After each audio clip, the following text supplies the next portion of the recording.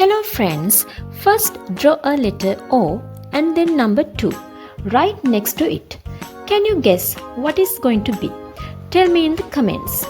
We connect the lines and a little face and our complete snail is ready.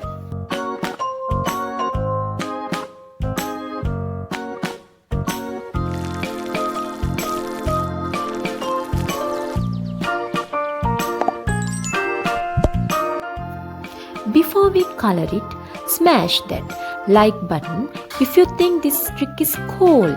Now let's start to color.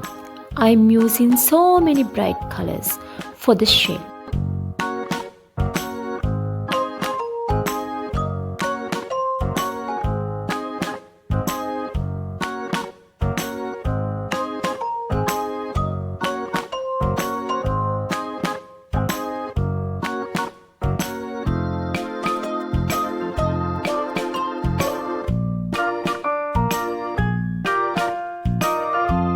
Wow, completed!